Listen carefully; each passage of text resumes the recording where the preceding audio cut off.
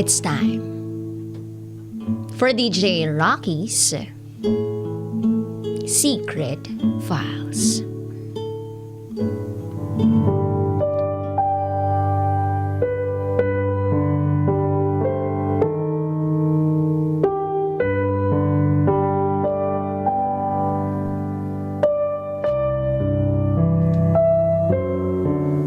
Pumayag ako na FUBU kami kahit may girlfriend siya. FUBU, buddies. Oo, pumayag ako dun. Itago niyo na lang ako sa pangalang Farah. I loved the man for 7 long years. I was 13 years old nung magkaroon ako ng puppy love. Crush na crush ko siya. Hindi siya kagwapuhan, but I saw his heart. Nakita ko yung kabaitan niya behind every bad story about him. At syempre, the amount of love you give is the amount of pain you will feel sooner or later. Minsan nga, doble pa o triple. Noong una, crush lang talaga. Tipikal na kabataan. Dumaan lang si crush, akala mo nakakita ka na ng rainbow. Ganon yung feels. Every day is a colorful day. Makita ko lang siya. Until we've been textmates. Believe it or not, it wasn't my intention. Hindi ko alam na ang lalaking ka-text ko ay yung crush ko. Those were the days na uso yung GM, group message, at textmate. Wala pang group chat nun. I went to the place where I spent vacations. At ang alam nila, crush ko si Klo. Not his real name. Tukso everywhere. Kilig naman ako syempre. That was May 2011. Vacation is over. I need to go back to our home. I need to go home for schooling. Nung time na yon, wala akong sariling cellphone. Pero meron akong SIM card na ini-insert ko sa phone ng tita ko sa pinagbabakasyonan ko. And when I got back home, I inserted it sa phone ng mama ko. Mag-GM ako at jeje din ako before. Upon sending, I found a number which was unnamed. Tinext ko yun. Nagpakilala siya sa totoo niyang pangalan. At ako naman, I used a different name. Siyempre, for security purpose. Hindi ko alam noon ang totoong pangalan ng crush ko. Ang alam ko lang, yung nickname niya. So, Dedma. Nagka-text kami ng 2 months. At bilang malande si ate mong girl nyo, naging kami. Sa text lang naman, so kiber. Besides, hindi ko naman sineseryoso. Fast forward, naging mag-on kami for a month. Until I found out na ang jowa ko ay yung crush ko. Hindi ko sinabi sa kanya. Natakot ako. Natakot ako sa reaksyon niya. Nakwento ko sa pinsan ko na kaibigan niya na alam ko na siya yung crush ko. Hanggang sa nalaman ni Klo. At gaya ng inaasahan ko, nagalit siya. He felt betrayed and fooled. And I wasn't able to explain or even say a single word. So 2 years gone by, I graduated high school na sa pinagbabakasyonan ko sa Mandaluyong. Till mag-college, dito na ako nagstay. So after 2 years na walang kibuan, he suddenly made time for me. He suddenly made a way to get my attention. Ako naman, mega interested. Hopya pa din kasi crush ko eh. At naging boyfriend ko siya through text. Before. At guilty pa rin ako kasi feeling ko galit na galit siya.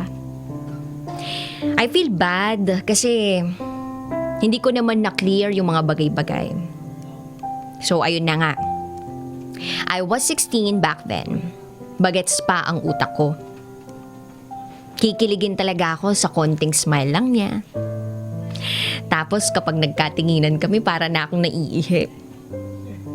We hang out often with friends and cousins. Till one night, nag-sleep over siya sa room ko. Okay lang. Wala naman sa isip ko yung mga kababalaghan. Besides, marami kami. Pero hindi na iwasan. May nangyari sa amin. And I am 101% crazy thinking why I let it happen. But what's worst was, he refused me fully after that. Grabe. I felt pain so bad. Takot ako eh. Takot ako sa mga posibilidad na paano kung buntis ako. Paano if malaman ng ibang tao? Nakakahiya ako. Tapos siya, hindi na ako pinapansin. That was September 2013. Then November same year, I heard the news from my cousins na girlfriend daw ng crush ko, yung lalaking mahal ko, eto, yung nakauna sa akin, girlfriend daw nito, yung kapatid ko. Oo. Yung taong mahal ko, girlfriend ang kapatid ko. Grabe. Gusto kong mamatay nung malaman ko yun. Tinatanong ko yung sarili ko, bakit? And of all people, bakit kapatid ko? May mga eksena pa nga na na-hospitalize si Sisi dahil sa sakit niya. Nag-50-50 siya. Pumupunta ako nun sa mga chapels at nagdadasal ako na iligtas niya lang yung kapatid ko. At kapag nailigtas yung kapatid ko, hahayaan ko sila. Hahayaan ko sila Sisi at yung taong mahal ko. Hahayaan ko na sila kahit ang sakit-sakit palalo. They were 5 months on na nung nangyari yon. Tapos one day, bumisita si Guy sa hospital. Nandoon ako. I'm with my parents. At alam nyo kung anong sabi ng mama ko? Lumabas ka muna, anak. Grabe. My world fell into pieces again. My heart was broken again. I cried as I walk out. Like, hello? Nasasaktan ako, ma. Can't you feel it?